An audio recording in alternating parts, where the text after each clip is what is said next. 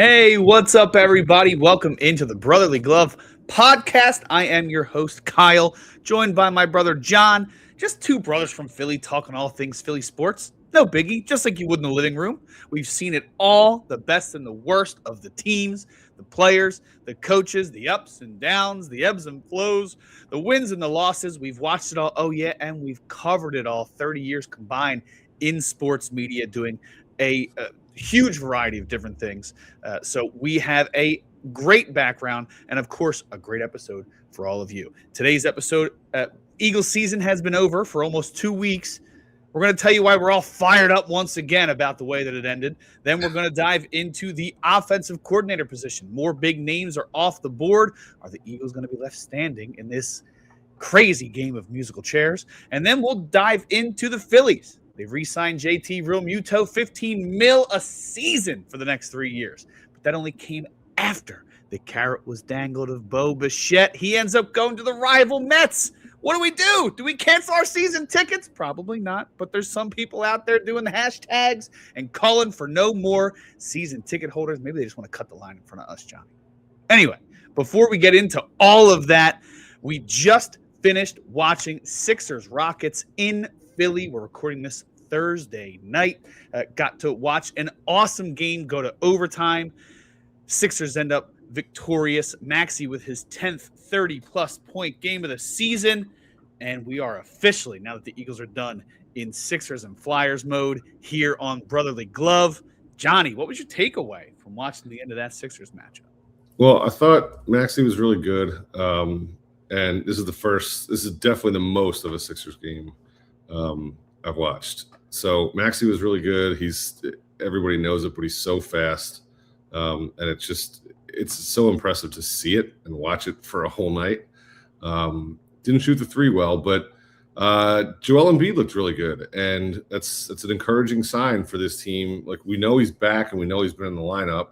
I think we all know he's going to be not the same. I don't want to say he's going to be limited, but he's not going to be the same guy that we got used to seeing dominate a couple of years ago.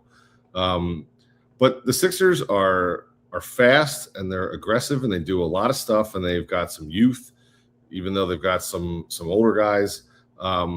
It was a fun watch. I mean, for me, the best part was being able to sit down and watch it, but right. It made me look into some stuff and made me start to ask more questions about the Sixers. And I'm trying to we want to try to get to a game soon. And I want to have them on more now that the Eagles are over. But it was a fun watch, and to see Maxey, he was really good late in the fourth quarter too, the last couple of minutes. So it was cool to see. Yeah, man, had a big steal. Actually leads the team in steals. I think he's third in the league or second in the league in steals, 2.1 steals a game. Really impressive. He's third in the league in scoring with 30 points per game. I guess 30 points something after tonight. He was 30 going in. There was a lot of talk about whether those guys would work well together. And like you mentioned, Joel Embiid, I think people expected it to take longer if he ever would return to form, and he seems to have gotten there pretty quickly. So a lot of promising things right now from the Sixers. With the victory tonight, they've already matched their win total from just a season ago. So I know that it was a down year, and they ended up sitting a lot of guys and kind of allowing themselves to get healthy for this season. But you never really know what that's going to look like. You have two aging stars on max contracts. Maxey, Edgecombe trying to figure some things out with a depleted roster, and watching them tonight, they looked like a well-oiled machine against the future Hall of Famer and Kevin Durant. That's stunning. I mean, I guess it makes sense because they picked Edgecombe third, but yeah, right. Somehow I had no idea they were 24 and 58 last year until you just said that. My goodness. Yeah, right. There are obviously, just like any team, there's going to be some concerns. I know that we talked about Maxey. He's averaging 40 minutes per game this season. How sustainable is that, especially if you're going to have the other stars in and out of the lineup? But those are questions for another day. We get to watch this team be really good. They're in fifth place in the East right now, tied with the Cavs. As far as winning percentage is concerned, Cavs have played a few more games than the Sixers have. They actually lost to the Cavs twice in a row, we had our friend Jason Starrett, who's from the area, on right after they lost that first game. I believe it was the blowout, right, where they got just lambasted out there. Yeah, In they got so. beat pretty good in the first one. It was closer to the second one. Yeah, but like we said, it's just a lot of good vibes coming from the Sixers at the moment. Anything else? I know that I mentioned Maxi's big workload so far, but he's young, athletic. Is there anything else you see from this team right now that's either a cause for concern or something you're really excited to watch the rest of the way? Yeah. So my thought was, not as big a deal with Maxi being so young and fast, but Embiid led the team in minutes tonight. He played almost 46 minutes in an overtime game. That seems like too much. I love having him out there. We know from past years what kind of difference he makes, and he seems relatively healthy. I don't think I think some explosiveness is gone and some lift is gone. We were talking about him shooting 3-pointers. He's down to 26% or something this year. Sixers are middle of the pack in 3-point shooting, and he's shooting 26% on 4 a game. 4 a game is a lot for that kind of number. I know it's always been his thing to try to create space and develop that shot, which he did. He had a 5-year run where he shot like 36% from downtown, but it's been dropping precipitously the last 2 years. And he's got a good mid-range game. We know he's a good jump shooter, so I don't think he needs to be all the way out the 3-point line unless there's something with the offense being designed that way. But I don't know that he needs to shoot it out there 4 attempts per game, because I don't know if that's going to. Maybe it's a thing like you build some legs, but I mean, with these injuries and a guy that big, I just think some of that explosiveness is going to be gone. And I don't know if the 3-pointer is going to remain a weapon for him too much longer. But looking into all that, it's just, I don't know enough if this is sustainable for them, but they're middle of the pack in 3-point shooting. They are top 10 in free throw attempts, free throw makes, and free throw percentage, which is obviously a really good thing that they're shooting such a high percent, because they get a lot of their points from the foul line. So I was going to say, I feel like they need, it would be great to see if they can add a 3-pointer from somewhere now. Or a 3-point shooter from somewhere. Now I'd like to see.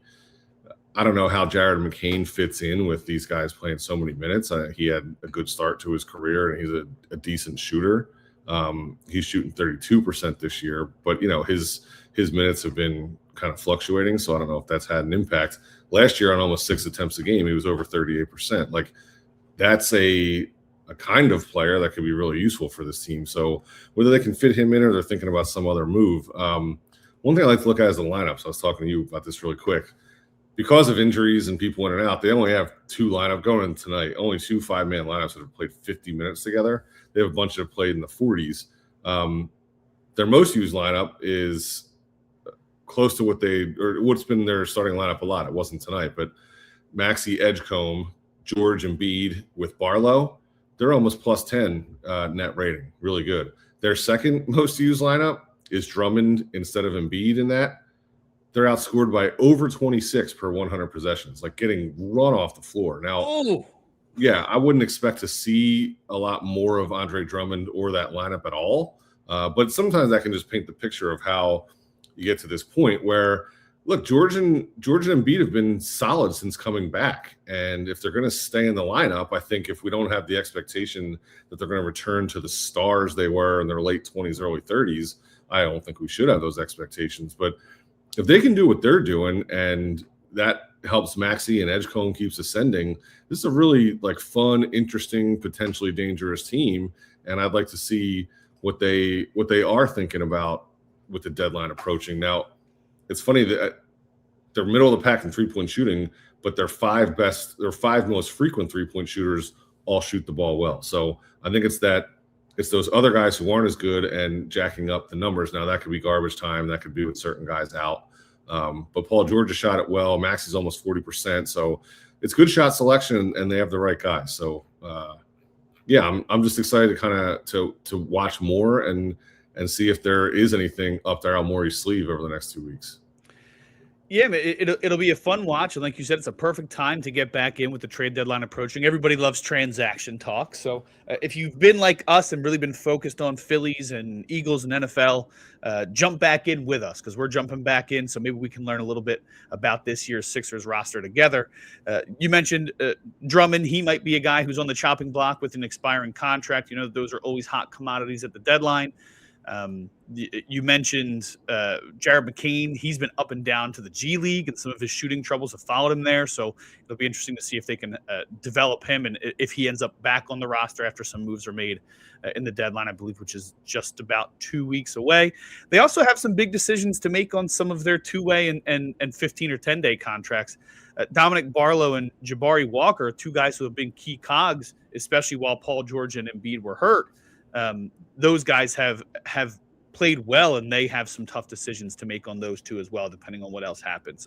If you do want a look ahead, Johnny, I already sent it to you, but lead Sixers writer over at the Metro and Philly Sports Network, where I do my Phillies writing, Zach Chavalella, he wrote up an awesome piece today about some on-the-ground hard-nosed reporting, not just taking reports from other people and doing his own reporting out there. I'm talking about the future of Barlow, Walker, and what this roster might look like around the deadline. So definitely go give it we'll link on our Twitter, and we'll link in all of our descriptions so you guys can check that out and get caught up like we've done. Yeah. One thing I'll dig in more, but I was looking at stuff the other day and noticed that I think the Sixers were like second in net rating in the second quarter and last in the third quarter.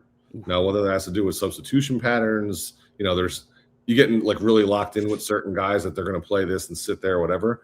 I want to dig more into that. I thought about that, and then they played the Suns. Like halftime was a 2-point game, and then they were down 10 after the third quarter, and it seemed like it struck again. Tonight they lost the third quarter, but we're good late. I don't know what there is to that, but that's something I'm going to try to dig in on, and next time we get the Sixers, see if there's an answer. Love it. Love it. And the one, look, we've talked about it in the past. Johnny has a deep research background, so we're going to get nerdy at times. We'll try and keep it out of the weeds too much for you guys. We'll try and stay out of that, the deep stuff, but we'll give you quick explanations on the advanced numbers that we're using. Hell, Johnny has to do that sometimes for me still. So we'll make sure that when we're diving in deep and we're giving you guys the context as well. Alongside it, not necessarily a deep cut or a advanced statistic. I'll tell you the one thing that a lot of my group chats are excited about, and that's the fact that Paul George is averaging more points than Tobias Harris. So they are pretty excited about that. Last year, all the talk was you might as well just kept Toby if this guy's going to play like this in the group chats. So to see Harris averaging like 2.5 less points than Paul George has kept my phone from vibrating during these games a little bit. So, all right, I'll remind people Tobias is a contributor on the number 1 seed in the East right now. Yes, he is. Yes, he is. Oh man, well, what a time! What a time, Tobias Harris era. Tobias Harris over me, huh? The East is funny. The Cavs were like a juggernaut last year. They're tied with the Sixers right now. The Sixers are, I think, only 3 games out of. They're tied for 5th, but only 3 games out of 2nd. And that's the Celtics, who without Jason Tatum are the number 2 seed. The Knicks have fallen off recently, and there's a lot of talk about chemistry and effort coming out of New York. It's funny, and I don't see the Pistons are really good. I think it's a little bit of a surprise, but I think the teams that people would have picked, it's all over what people expected going in. So I think there's opportunity. I don't want to go crazy and say it's wide open, but there's opportunity for teams, especially if they make the right moves in the next 2 weeks. To start to get off on the right path the rest of the year and make some noise. Definitely. So it should be a fun 2 weeks. We'll have any movement on our Twitter, so make sure you go follow us down there at Bro Glove Podcast. Is that what it is? We have a different name for everywhere. We'll try and fix that one day. But at Bro Glove Podcast on Twitter. There's limits. It's the character limits. It's not our character. It's the character limits. That's the problem. So, so like I said, keep it locked here for us and go check out that article from Zach. You can find it on my Twitter already. So make sure we go and do that to get yourself all caught up. Before we jump into the rest of Philly sports and all the topics we mentioned at the top, just wanted to take a moment to thank you guys. We weren't sure because we promoted ourselves as a Philly sports podcast, how the college football talk was going to come off. And you guys really have wrapped your arms around it, embraced it. We're getting a ton of views, comments, a lot of feedback on that. So just appreciate you guys and want to give a big shout out We had a cavalcade of guests come in. Another family member of ours, Tim Hyland from the Old College Tribe podcast. We had him on before the semifinals. He predicted Great writer. Get your website back up, Tim. Come on, Tim. Let's go. He talked about his picks were right on, so that's number one. He might forget his own picks on his podcast, but we remember what he picked here. And he also gave a great segment. We have a reel out about it, about who should be the leader to guide college football into the next generation. So don't forget to go check that one out. Last week we had a fellow brother, not our brother, but a fellow brother, Jason Starrett from True Media was on, formerly of The Athletic. He joined before the final. He told us all about how Curt Cignetti's process is about to become the blueprint for college football unless they make some sweeping changes fast, and how determining what he brings to the field, both on and off of it, is the million-dollar question across football right now. So go back and listen to that one if you haven't done so just yet. And finally, the biggest guest in Brotherly Glove history thus far, the Bear, Chris Felica from Fox Sports and Bear Bets podcast. He was on the show just before the final. I joined for a moment, Johnny, from the airport. So why don't you tell the people about what you guys talked about in that one? It was great. He's a Miami alum, so I mean, he's a college football expert, like one of the best out there. But he also was locked in for his squad, and he had a lot of insights on Indiana, similar to what Jason said, and talked about how good they are and all the things they do, and also broke down why Miami really had a chance to win. And look, Indiana won that game by 6, and they had a blocked punt for a touchdown. That's the difference in the national championship game. Miami was right there, and Felica was right on it. So thanks to the Bear for coming. And I mean, he also dropped. He was rapid fire. He dropped a Josh Allen prop when he heard you were going to the game. Oh, yeah. He had travel and airport advice. It was a heater for 20 minutes, and it was good to have him on. We appreciate it. Yeah, it was an awesome, quick bonus pod. Johnny reaching out to Chris, getting together, and then they kindly allowed me to join from an airport bar with some nobody weird popped up in the background. They waited until I was done, and then they all had questions about what the hell was going on. So, oh man, just want to take a minute to thank you guys for all the support and thank all of our wonderful guests over the last 2 weeks as well. We will have more guests coming, but that is in a future episode. So right now, let's dive back into what brought us together right here for this pod in the first place. Of course, I'm talking Philly sports. And of course, when you talk Philly sports, top of the mind has to be Eagles. We know that they were eliminated by the Niners almost 2 weeks ago. Niners go up to Seattle and get their ish pushed in by the Seahawks. My goodness, what a game. 41-6. They looked like they were in different conferences, different leagues, different majors and minors, whatever you want to call it. The 49ers absolutely getting smacked around by the Seahawks. Johnny, you were telling me, man, I wasn't sure how to feel. You know, once they get eliminated, I try and move on. But in a rare moment for you, you were fired up all over again. So tell the people, what had you upset about that one?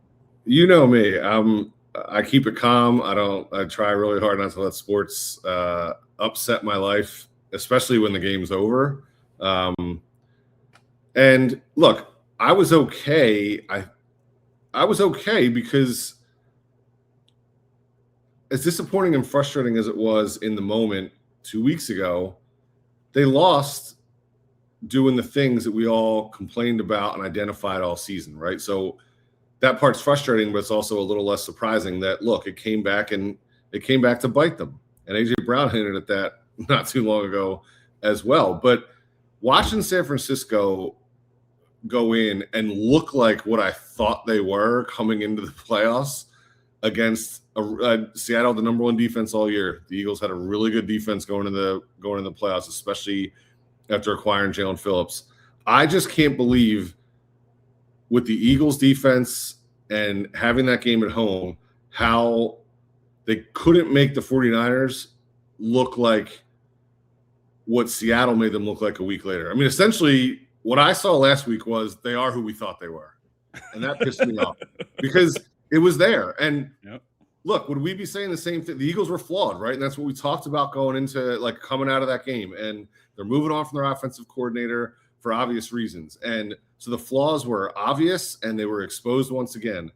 But so I don't know if it's crazy of me to get fired up like the Eagles should have moved on if the same problems are going to be there against better teams every round. But like I laid out, they would have been in Chicago, road game, a team they lost to this year, but that's still a really beatable and gettable team. And if that happened, we could be looking at the Eagles hosting the NFC Championship in a blizzard on Sunday.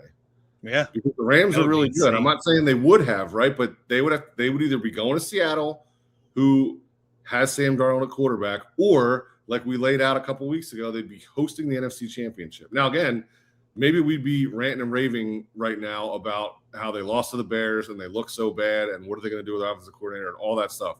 Maybe it'd all be the same, but that's not really the point. You shouldn't say we don't want to win or we shouldn't win because we're going to lose later. You play to win the game. Exactly. They had an opportunity to push for the 2 seed. They had we talked about they had these flaws all season, but they still found themselves winning the division. They found themselves with the number 3 seed and a chance to get the number 2 seed. With a little bit of time left in the season, they had an outside chance at the 1 seed still. Despite all of their flaws, they were still one of the better teams. And like you said, the Niners were clearly there for the getting, and they just fell flat on their face. I mean, right. Go ahead. No, and whether they did it all year or not, they're good enough to do it. Right. And that's what I think. I've gone back and forth now from not that big of a deal because they are who we thought they were. Like, it looks exactly like what we complained about all year. Like, no kidding that they lost like this. But it shouldn't have happened, and I don't know how that got reignited for me. And this is this is the longest I've ever thought about, a particular game. But I feel even more strongly about how it was a missed opportunity, and I just think the 49ers, maybe I'm upset at the 49ers for proving it so hard. The following week, I'm getting my words are getting tangled. I can't believe it's fired up. I'm not kidding, guy. I haven't seen Johnny like this in 15 years, 20 years. Well, I've never seen you this flustered. This is ridiculous. Give it a couple minutes. Oh, geez. But you just mentioned it. They could be hosting the NFC Championship game in a blizzard, and please, I know it lives in here for everybody across the Delaware Valley. Just close your eyes and remember what it was like when Saquon Barkley ran through the snow all over the Rams' asses last year. You almost had a repeat of that this weekend, forcing your way to the Super Bowl, even with all your flaws. The thing going into the playoffs for me was it felt like the entire field was flawed. Right. There didn't seem like a runaway team. So despite all those issues, despite all those flaws, I didn't expect them to figure it out and all of a sudden look like a different team, but I expected them to take advantage of a lesser team in the Niners, and they weren't able to do so. So it's a little frustrating. Yep. So that's what the NFL playoffs have been for me. It's just a reminder that the Eagles shouldn't have lost like that.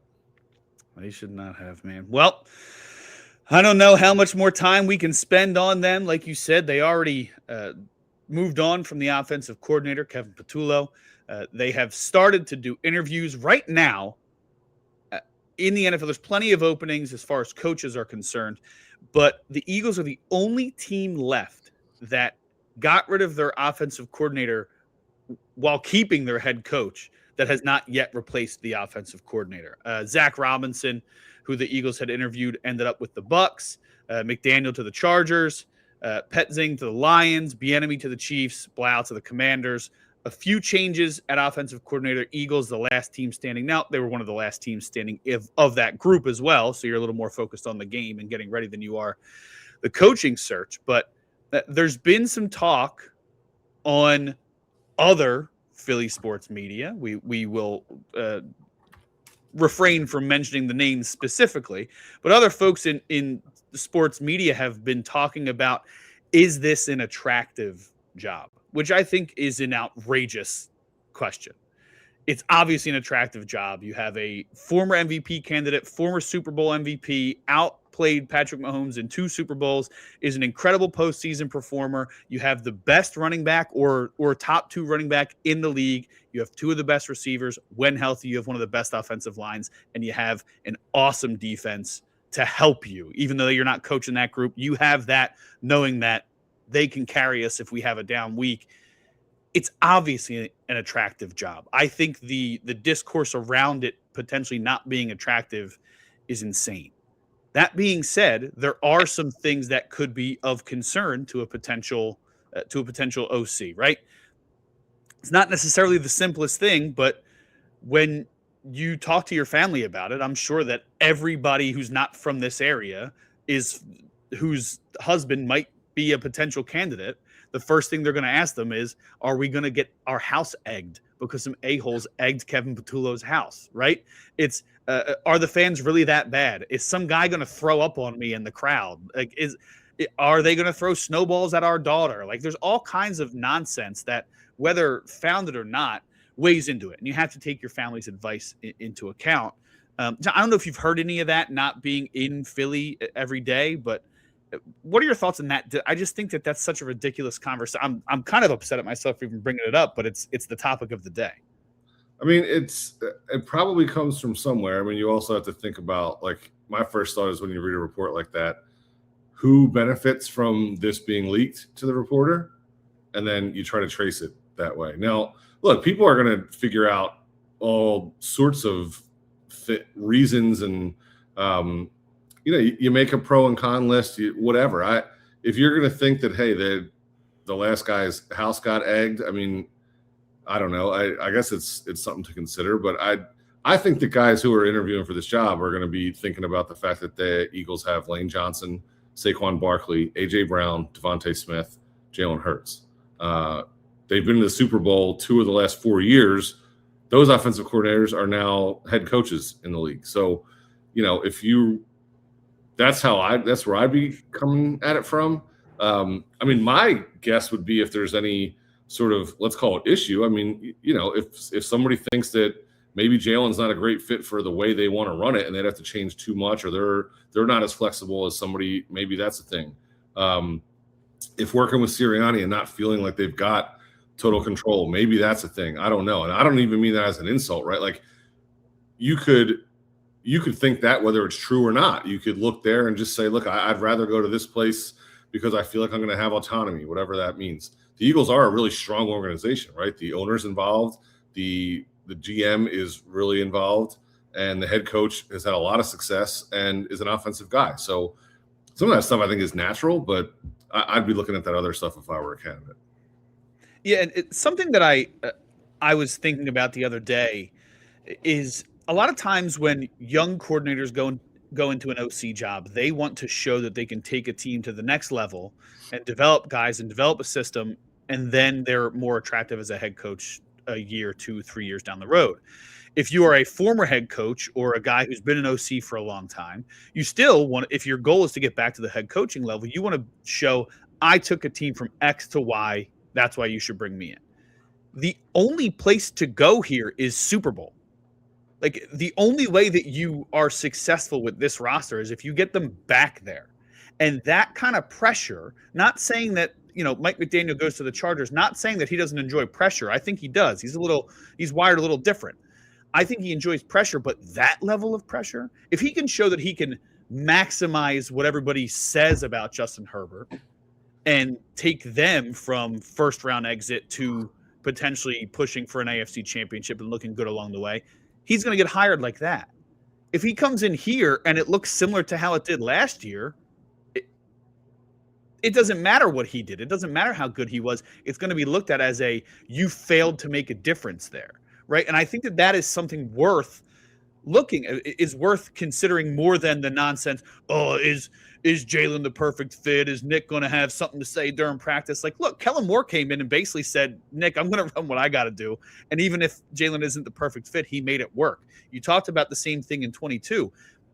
It's once the level is risen to a certain point, you no longer have room to prove that you can take a team to the next level. You have to get them over the hump or it's considered a failure. And I know that it's a little more nuanced than that. I understand it's not strictly if you win the Super Bowl in Philadelphia, you're good. If you don't, you're bad. But there is something to be said about, like, you want the room to, as a young guy, you want the room to grow and fail a little bit and try different stuff. You don't have that luxury here. And if you're a guy that wants to get right back in the head coaching ranks, like I'm assuming Brian Daboll and Mike McDaniel want to do, then you are talking about, like, the expectations are so high to start before you even walk in the door.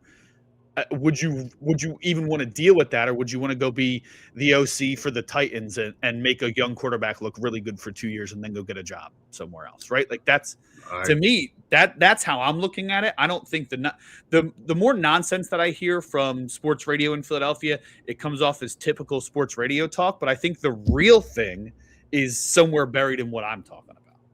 I don't know. That still sounds crazy to me. I'd want to be on a team that has been in the playoffs for 5 straight years and has the highest priced offense in the NFL. That's what I agree, but it's all, like, if you take a specific one, like, I don't know anything about Mike McDaniel. Did he pick one over the Eagles? Did he discount the? I have no idea.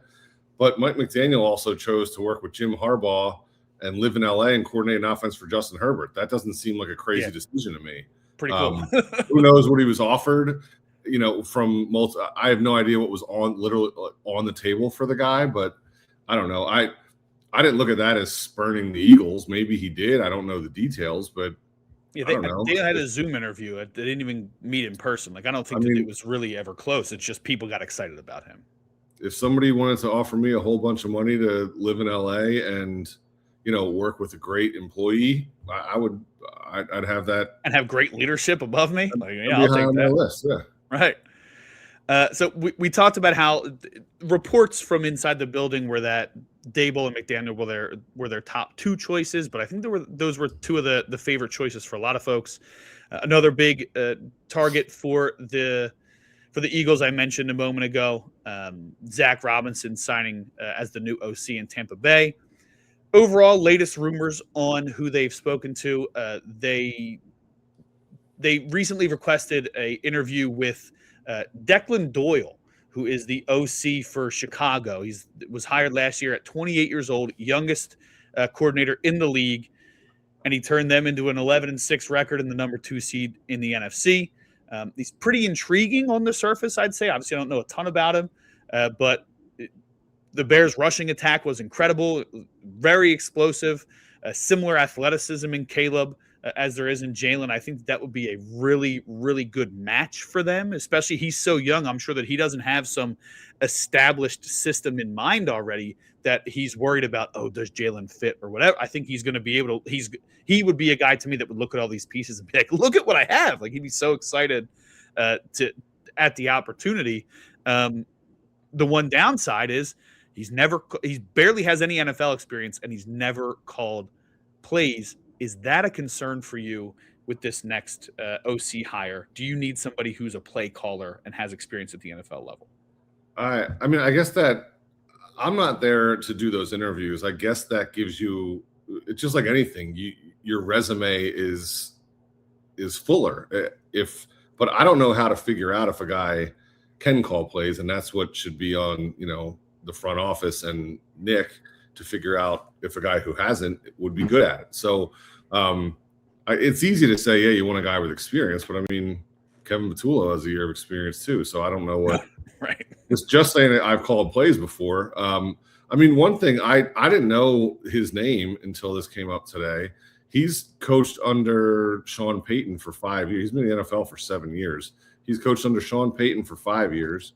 And this year, it was his first year as a coordinator. And he didn't call the plays because Ben Johnson's there, but he worked under, the guy who was the hottest guy in the league last year. So there's certainly something. I mean, I would give him a little bit of I would ding him a few points. He spent his first 3 years as a coach in college at Iowa. Have you ever watched Iowa play offense? It's not inspiring. My goodness. But at least he got away from that. And 5 years with Sean Payton and 1 year with Ben Johnson in the NFL. I mean, I know it's not osmosis and you just get whatever these guys have, but that seems like a pretty good basis for an offensive coach. I know nothing about the guy, but I wouldn't I'll say this: I would, if I were impressed with him, I would not hire him because he has never called plays before.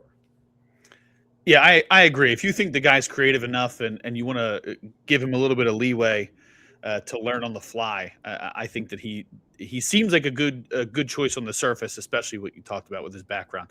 Here's a great quote from him when just talking about football. And I think it kind of gets the juices flowing a little bit. On every given snap, anytime you're throwing the ball or running the ball, but specifically throwing it, we're in a race. The wideouts are in a race, really, with the D line. And so anytime you can give your guys a head start or slow them down, that can be a weapon that we can utilize. Everything is so timing related in the passing game, and the same thing with our get off in the run game. And so really trying to give our guys an advantage at all times and making sure that he's consistent with that cadence. We vary it, and that's just something we work every day. So that's him talking about Caleb there at the end. But just talking about wanting to get them off to a race and give them every advantage they can before we snap the ball. That's the kind of creative stuff I want to hear, man. That you're talking about a team that was one of the lowest percentages of pre-snap motion in the league this past season. I would love to see some movement from the Eagles coming in. So I would love it if they got him. I personally liked McDaniel. But there's a few other guys out there. I don't know how you feel about some of the other guys that they've interviewed so far. We have a few of them in our show notes. And has anybody really stood out to you as like this would be a fun option? No, outside of McDaniel would be really cool. I was interested in blank on the Monken. But if he goes to the Giants, I mean, I said early, like McDaniel and Monken, I think are really interesting. And who was the other? I heard this guy on TV the other day talking about Monken. I think it was on Fox 29, Sunday Night Sports segment on the news. I don't know. Oh, I don't know if I caught that. Really interesting stuff from that guy on there. This guy cleans up well too. But Monken, McDaniel, and Kevin Stefanski were guys that if they could get, I'd be really interested in. The others I don't know enough about. Matt Nagy, Brian Daboll, they've had experience, not always great success as head coaches. I think that weighs on people's opinions. Nagy spent all that time in Kansas City with Andy Reid. I mean, he was reading Philly before too, and he's a local guy.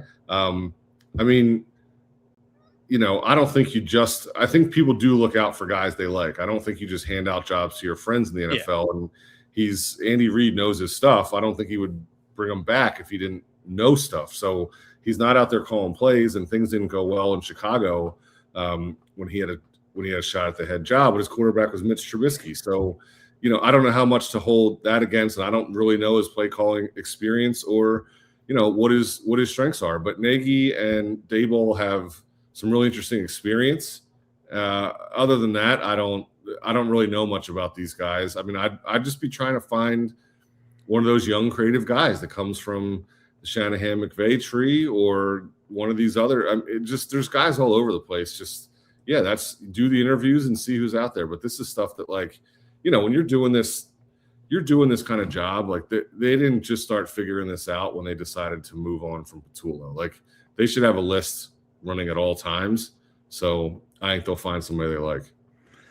So two names I want to mention before we wrap up the OC talk, if that's okay. So a guy they've already interviewed is Mike Kafka, former Eagles draft pick back in the day. He was the Giants offensive coordinator. He was also the interim head coach after Daboll was let go. But he spent a lot of time working directly with Patrick Mahomes out in KC. Helped with pass game coordination. I think he originally came in as like a quality control coach for Andy. But like you said, it's not that you get everything from those guys, but I think, a lot of osmosis. If he's a quarterback, you're doing a lot of that anyway. He's a former quarterback. So to have that kind of presence and see how Kansas City's offense has evolved over the years as they brought different parts in and out, that would be an interesting choice. But for whatever reason, it doesn't excite me. I don't know if I'm just like, oh, maybe just because it's the Giants and I have negative feelings towards them, or if it's an Eagles connection. So it feels like the Flyers used to do. Anybody who used to be involved with the organization got hired by the organization at some point, right? Like, I don't know what it is about that, but his name keeps coming up and they have interviewed him. I'd be curious your thoughts on him potentially stepping in as the OC. Yeah, don't know much about him, but 5 years around Andy Reid and Patrick Mahomes is intriguing. Yeah, wouldn't be. I mean, like he should make it to the second round of interviews at the very least, right? And then another guy I've heard kind of mentioned a little bit, and not that he's a young guy at all, but falls into the get somebody from the college ranks and kind of inject some new energy in here. Charlie Weiss's name has been brought up a lot.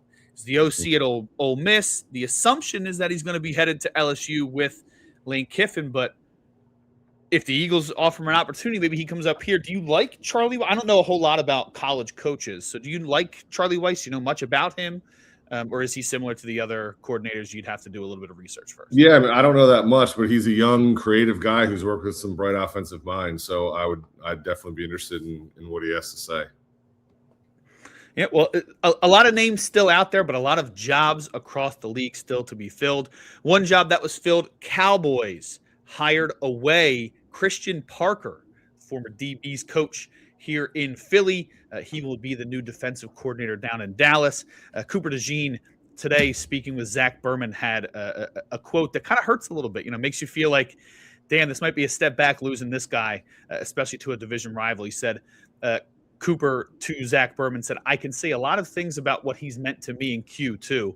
We've had a routine of we go meet with him 2 or 3 times a week to go over the team we're playing or go over different looks. I don't think I'd be the player I am or have the success that I've had without him. He's poured a lot into me in Q ever since we got here. I appreciate him for that. No one notices him, and I don't think he gets the recognition that we think he should. So that'll be a hurt piece. I think those guys are really good, and Fangio will be able to navigate the loss. But it's still going to be a tough loss, regardless. That DB room was so much better than I think people even expected. Even with those two at the top, I think a lot of the names behind them, people expected them not to be as good as they ended up being this year. So, right from the mouth of Cooper DeJean, if he's telling you that it's going to be a hurt, definitely something to keep an eye on as training camp start back up. Yeah. Anything else about? No, I don't have anything else on the coordinators. John, you got anything? No. Excited to see who they pick. All right. Well, we'll keep you up on the latest and greatest. If there's any new additions to the list, any new interviewees, we will let you guys know what the status is of the OC search each week. Before we hop over to the rest of Philly sports, though, we're on the NFL. I'm heading back to Denver this weekend. We got playoffs this weekend. We got playoffs this weekend, John. 3 p.m. Eastern, Sunday. Patriots at Broncos. No Bo Nix for Denver. Do they really have a shot without Bo Nix? I know that defense is good, but Bo's led them pretty good and been clutch in crunch time. Yeah, I guess you have a shot in one game at home with that defense. But I think May's been good, and I guess this sounds the opposite. I picked against the Patriots last week because I wanted to finally use my Patriots haven't been tested and into action. But May has been good, and they beat a good team. Vrabel is so good, and I just think I know there's not a lot of tape on Stidham, and obviously guys progress and are different, and it's a different offense. But the Patriots' current offensive coordinator was Stidham's offensive coordinator for 2 years in New England. So if anybody knows something about him and will know how to confuse him, I would pick Vrabel to do that anyway. I just think they're so well coached, and I would have picked Denver with Nix. I'm picking the Patriots with Nix out. Yeah, I still think it's going to be a close game. I think that Denver defense is so good, but the way May has been playing and the significant drop off from Nix to Stidham, I think it's going to be the Patriots game. A fun little note from Nick Foles. I don't know if you saw after the announcement that that Bo was going to be out. A positive note going into the game versus the Patriots is that they struggle against backup quarterbacks in championship type games. Gotta love it. Gotta love the troll job from Nick Foles. Oh, and I looked even more into it. McDaniels was his OC in New England in 2019 and 2020. He was drafted in 2019. He was also his head coach with the Raiders in 2022 when he had his first 2 career starts and lost them both. So, wow. Josh McDaniels knows probably as much about Jarrett Stidham as anybody. Well, then he should be able to game plan for him well. So I think that Patriots pick is going to be pretty solid.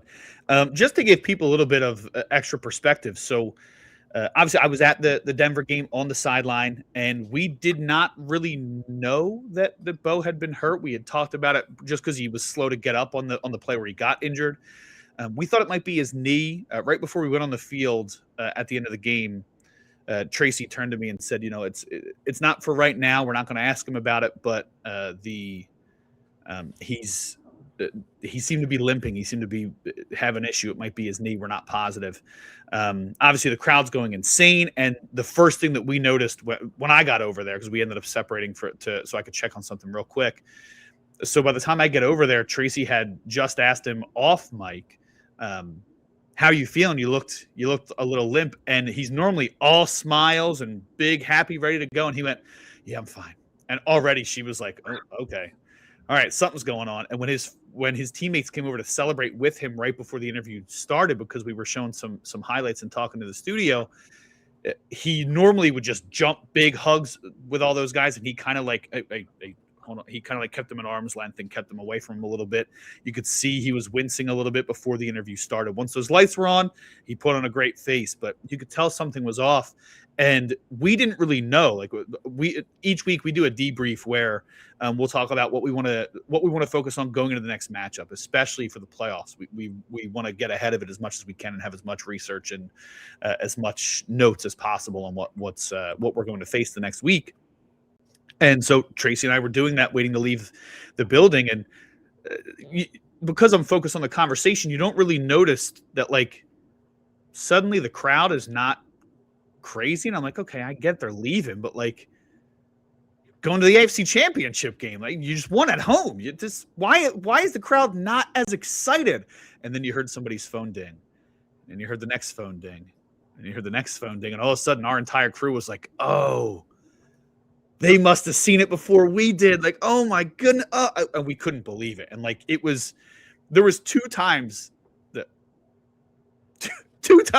where there was where you could hear a pin drop during that game. It was when the Bills first came back to take the lead late in the game, and it was leaving the stadium in what should have been a joyous moment. So it's devastating for them and their fans. I know that sounds crazy for a team that's going to the AFC Championship, but when you're that close and you have a real shot with your young quarterback and he goes out, that is a gut punch for sure. So even though we're picking the other way, still got a feel for them and their fans out there in Denver. You've been out there a lot. It's a good place to be, huh? Oh yeah. Love it out there. I think last week was the first home game that they had this season where the kickoff was at kickoff. The temperature was under 45 degrees.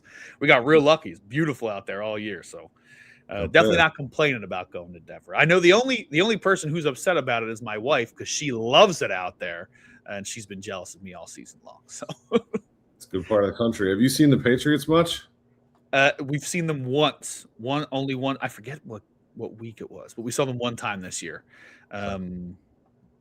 Yeah, and we kind of left the game feeling like they haven't really been tested.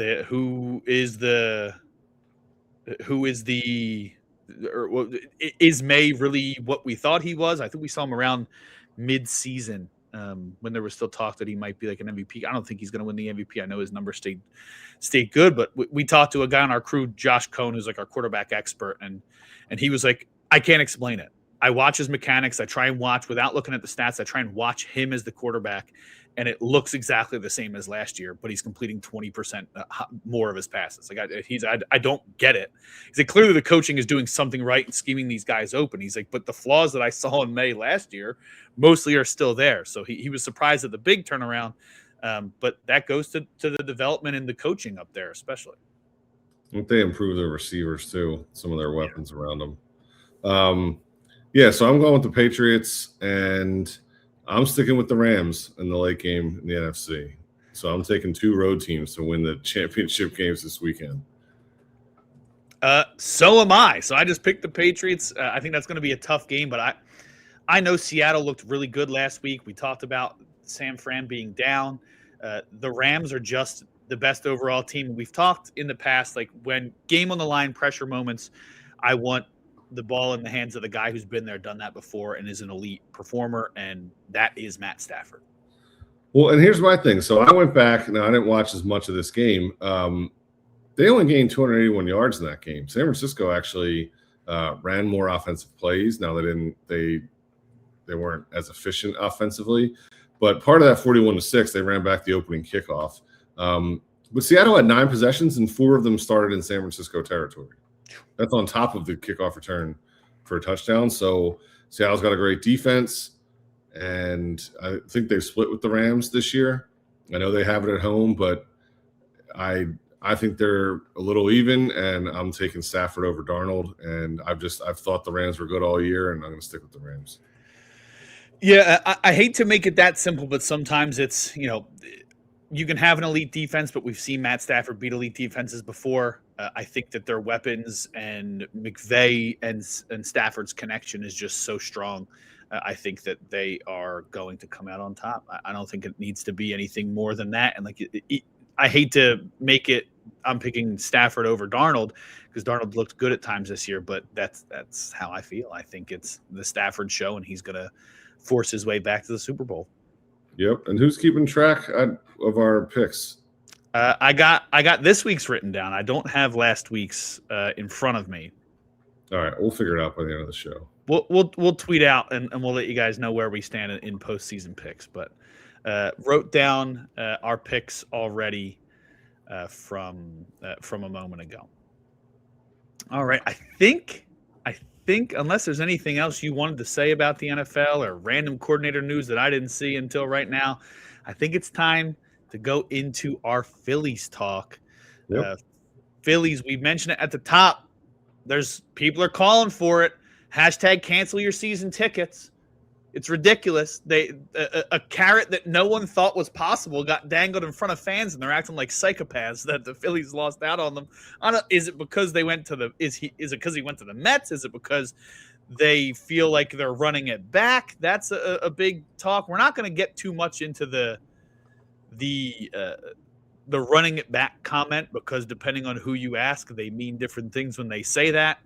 We're not a math pod. When Rob Thompson was asked about it earlier this week, he broke down the mathematical reason why the team is not running it back. So we're not going to get into that. We've established that that's not our specialty, Johnny. So I don't know. First, this is a ridiculous thing, right? People are getting super upset about a whole lot of nothing. I mean, they brought back the guys they needed to bring back. They basically did what everybody thought they were going to do this offseason, and people are somehow up in arms about it.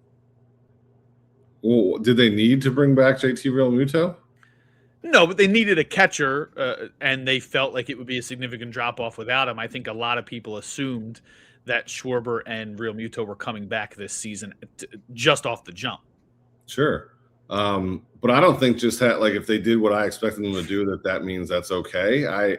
They also need a right-handed hitter, and they need someone who can bat in the middle of the order. And they were seemingly really close to signing just that guy. And Not only did they not sign him, he went right up the turnpike to Queens. So not just to make it about that, right? But I mean, that's what you're trying to do, right? Is they are competing very directly with the Mets and the Braves and the Dodgers and the Brewers and others. You certainly have to have this internal, let's take care of our stuff first. But part of it is, it's not just that there were reports or people got excited about nothing. Dombrowski said it was a gut punch, and he thought he had him, and they were using what they think is an advantage they have to get this guy. And they also seem to, you talked about running it back and the expectation of who was going to be in and out. It seems if you talk to Bichette, it seems like they're committing to making changes. Bichette doesn't slide into an obviously open spot in the lineup or spot on the field. And if they're willing to do that, that's what makes that exciting, because as we've talked about, sometimes you have to accept it, right? You and I have talked about this for years, that you establish the team this way. You have to understand that, hey, every year you don't win, you just add 2 more big ticket guys. Part of it's the long haul. We remember the stretch with 15 years ago from 07 to 11, one World Series championship out of it. Obviously, we wanted more, but sometimes you do have to play that like longer game of you put something out there and you roll the dice. And I think that's part of what they've been doing this year. But as they're willing to say we think Castellanos is going to play somewhere else next year and have all these other things that you're going to try to do, but it seems like everything just falls into place.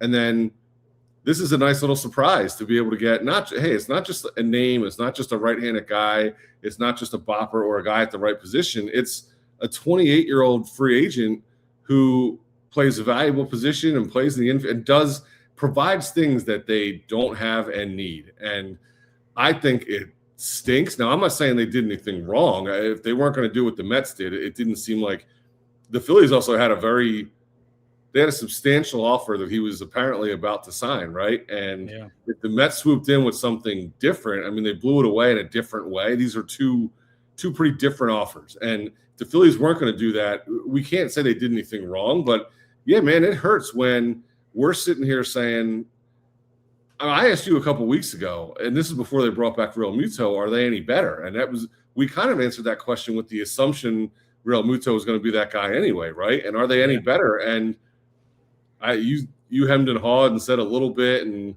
yes, but maybe not much, or only in the margins and a bunch of stuff. I said I don't think they are, and part of that is aging and people regressing and things like that. Now, I'm not saying that when you hit a certain age, everything goes like this every year. Like, I think it's possible Real Muto is a little better because I think he was pretty bad last year. So Real Muto, even a year older, could have a better season than last year. But the idea of finding a guy out there who maybe doesn't fit a need, but you're going to figure out how to get him in and improve your team was exciting. And I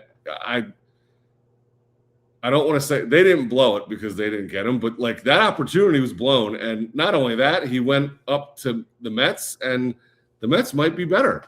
Yeah, that the part that hurts the most is him going to the Mets. If he ended up going back to the Blue Jays or the Red Sox, something along those, I would have felt a little bit better about it. I think it's I tried not to be too upset about it because I was like, this didn't feel like a realistic possibility a week prior. I want to give a shout out to two guys I heard take a very realistic take, or a not hot takey take on this. I think that it simplifies it for me a little bit. Whether it was a realistic chance to sign Bichette or not, whether it was, and it seems like it was, the fact that they even pursued him, to me, tells you that they feel they have an opportunity to improve. And I understand that he's a huge he's one of the young elite players in the game when it comes to offense, but clearly you felt like, oh, we can do better than what we have. And then you move on that guy and you go, hey guys, not only an opportunity to improve, a need to improve. Right. I didn't mean to step on you, but I want to get that. Fine, You're right. An opportunity to add this guy, but like, you're not doing that unless I guess if you're the Dodgers, you just get whoever you can get. But I mean, you're not doing that. Just say, oh, he's out there. Let's get him. You're doing that if you think, hey, this is a chance for us to get better, and we need to get better. Right. And like, hey, we're willing to blow past whatever cap hit tax threshold thing, whatever you want to, whatever it is, we're willing to blow past that because this guy will make us that much better. Which, I looked at that stuff last week. I don't know how accurate all this stuff is or how much, we know about this at this point of the season. But if they were that close to the line and Real Muto, they were going to bring Real Muto back for $15 million a year, they were going over it anyway. Yeah, right. So it is a little disappointing. I'm not going to say that all of a sudden they're going to fall off, right? I think you're talking about a team that had a very down year from the outfield, and the only changes they made to the offense were in the outfield. You had a down year from JT, down year from Alec Boehm, down year from Bryce Harper. And I know that you can't assume that all those guys are going to bounce back. The same thing happened to the Braves. They did not bounce back for 2 years, whether it was because of injuries or just not being, I think they all had like their best season ever a couple of years ago. But if Alec Boehm comes back and gives you 60 extra base hits this year in the middle of the lineup and hits damn near 300 like he has for his career, this hurts less, but you need to see that. And I think it would have been obviously a very impactful signing if he came here. But you talked about where he went, right? He goes up the turnpike to up 95. Finds himself in a blue and orange uniform. They had the introductory press conference. Before we get into the full team, I thought this was funny. A reporter asked him, you guys have the opt-outs after 1 year. Are you looking at this as a full-term deal, or are you looking at this as a 1-year deal? And Bichette had answered every other question in the press conference immediately without looking at anybody. And he went, and just turned to his agent and the front office and was like, what am I supposed to say here? So maybe the CBA gets figured out and he's in Phillies pinstripes next year, but that doesn't mean anything right now. Johnny, you were talking about why the Mets might be better than the Phillies now. They made a lot of changes. So why don't you run through them and let the people know what you're thinking? Yeah, so look, we're also you and I have talked about it. I think it's kind of a conundrum, though. We're talking about a 96-win team built on the strength of pitching, but a team that we also came out of. It's very similar to the Eagles, I think, right? Like flawed, but they should have won, but we see the flaws. And the Phillies, they outscored the Dodgers in that series, and I think they would have been the best team going forward, just like the Dodgers were. Yeah. But I still had questions about their ability to score runs at the right. It seemed like it was always the right mix of things throughout the year, but they also didn't have to score that many runs when their pitching was that good. And then when you're pitching, when you lose Zach Wheeler getting closer to the playoffs, like you got to figure some stuff out, right? And it's not just you need another pitcher to step up. Maybe you have to score more if your ace isn't out there. So I was saying it to you. I mean, and even with those guys, I still think they needed something, and there was no obvious thing unless they're willing to make moves and shuffle things. Which, if they were willing to do it, like that's where the excitement comes of. Like if they're considering that, let's do this, let's get this thing in motion. But the Mets are. I mean, to me, like I look at the Mets. They lost Pete Alonso, big power hitter. They replaced him with Jorge Polanco. I mean, and like I've said to you, yeah, that might be the position he's going to play. Maybe Brett Beatty will be over there a little bit. They'll move people around. But it's not just it's just 1 for 1. But like, they only have 3 or 4 guys from like I looked at their lineup at the end of last year, like the last game when they were trying to make the playoffs. They had Alonso at first, Jeff McNeil at second, Brett Beatty at third, who had a great second half. Lindor at short, he's back. Brandon Nimmo in left. Their center fielder was Tyrone Taylor or Cedric Mullins. Soto's back, and Francisco Alvarez, a good young catcher, is back. And starring Marte was DHing, who I liked. But in place of those guys, so Lindor, Soto, and Alvarez, Lindor at short, Soto and right, Francisco Alvarez catching. Brett Beatty's still there in some kind of first base DH mix. But they added Marcus Semien at second base, who not only is a right-handed hitter, but Gold Glove second baseman. They just traded for Luis Robert, as a guy that Phillies fans have wanted to trade for and solve their center field problem for 2 years. Yep. They added Jorge Polanco, a former shortstop who can hit. He's never played first base, but does he exactly replace Alonso? No, but when you add then Bichette to that mix, I just think that combination of those guys, put those lineups side by side, I really like the way that looks for them this year. That would be Polanco, Semien, Bichette, and Lindor in the infield, 4 guys who have all played shortstop. So, yeah, you're worried about them, and I know Bichette wasn't a good one, but you're worried about guys being out of place, but those are shortstop-level athletes and defenders who I believe you can move around.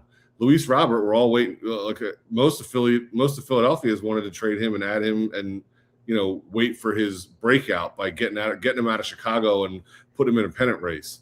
And then they've got young guys around him. Beatty's still a good hitter. I mean, to me, that's a dangerous lineup. And then on top of that, we know they needed pitching, and they traded for Freddie Peralta. They made 2 bullpen adds. Now, I also think the Phillies offense or the rotation and bullpen are better, but you put that side by side, and this is a team that missed the playoffs by a game. Those are improvements, and they went out and got these guys to make noise. So I looked at FanGraphs' projected WAR. It's still early. There's a lot of free agents out there. There's a lot of moves still to be made. But right now, FanGraphs has the Mets with the 3rd highest projected WAR in the major leagues behind the Dodgers and Yankees, 4, 5, 6. They have the Phillies number 8. They're also behind the Braves. They've got the Braves at 5.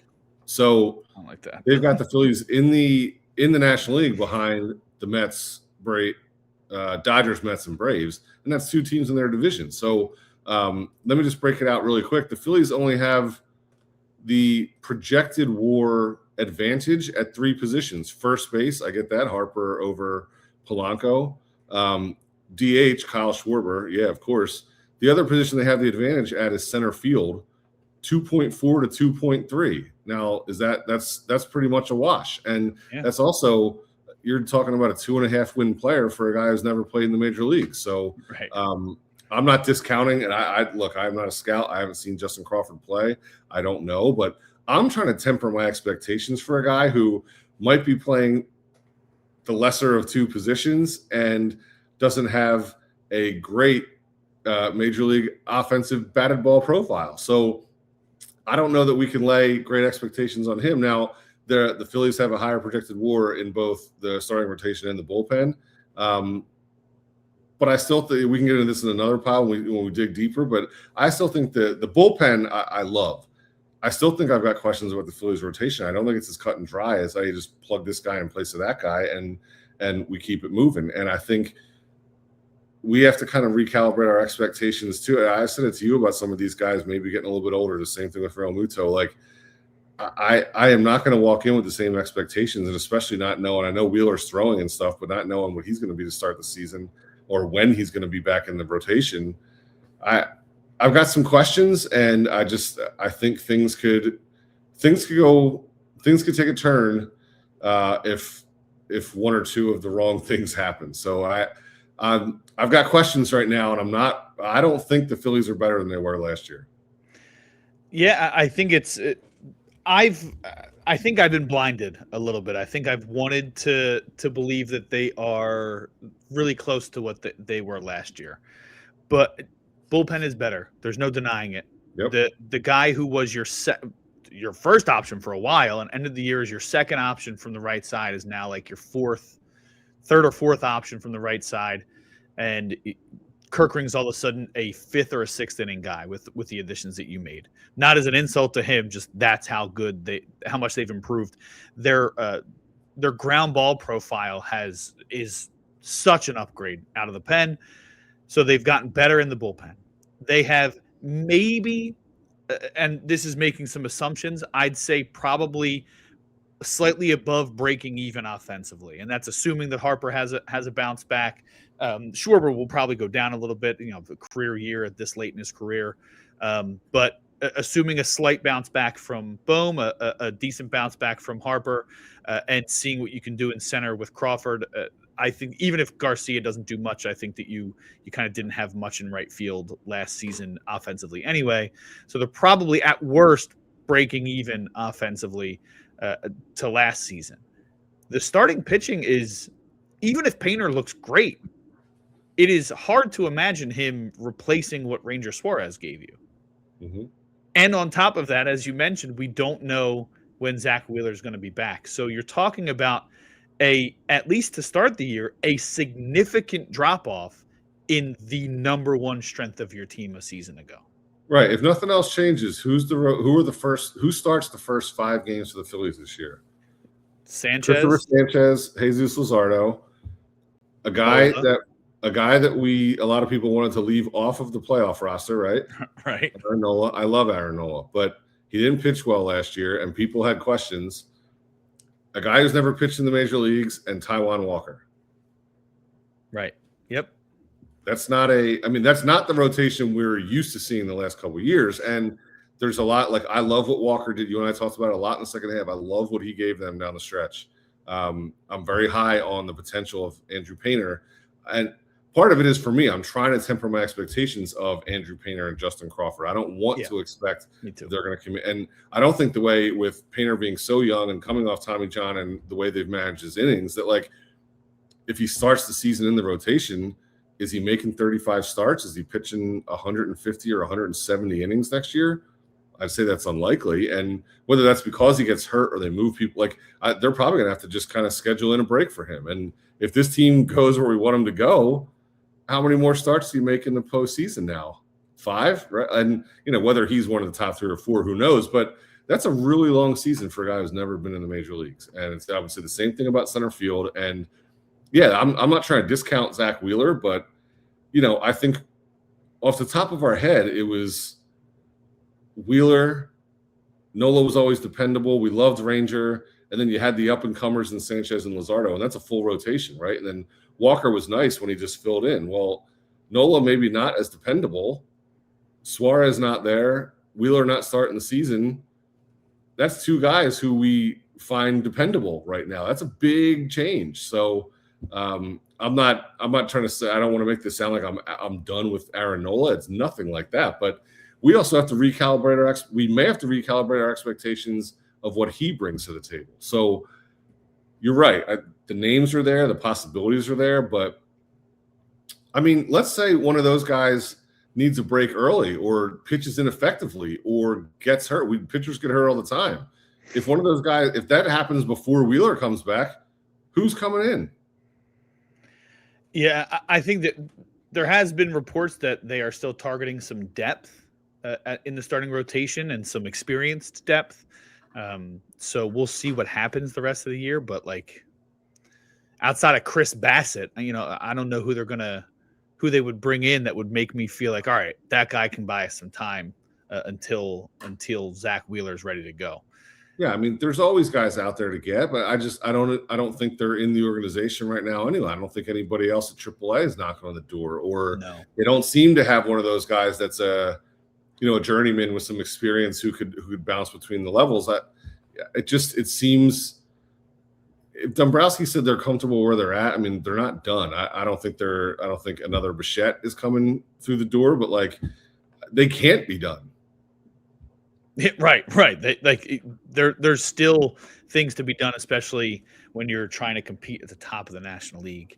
The Dodgers, Mets, Brewers. I mean, they seem to be really good every year. It doesn't matter who they trade away or who they bring in. They seem to be really good no matter what. So Phillies clearly need to do a little bit more. But yeah, if I wasn't fired up enough about the 49ers going and getting smacked by the Seahawks, then Bo Bichette turns around and goes up to New York, and then they traded for Luis Robert and trade for Freddie Peralta, and now the Mets might be better, and the Phillies are behind the Braves in projected WAR, and I don't see another place they can add an improvement unless they get wildly creative and come out of left field with something. So I don't know. You mentioned the outfield. Like I don't want to harp on negativity, but they had one of the worst outfields last year, and the outfield this year looks like a guy who's a downgrade in right field, a rookie in center field, and the guy we all want to platoon in left field. Yeah. I mean, it's simplifying that. And they have a guy on the roster who they said will not be on the roster, but he's on the roster. So like I may disagree that it's a downgrade in right field. That's fine. Yeah, you can. But that's personal opinion. It's not like it's a significant upgrade either. It's like you went from the left-handed to the right-handed version of the same guy almost. So, and if somebody, better defensively though. If they unlock something, that's great. But for me to expect that to happen, I'd like to expect that at a couple spots in the lineup, and I don't know that that's realistic. So.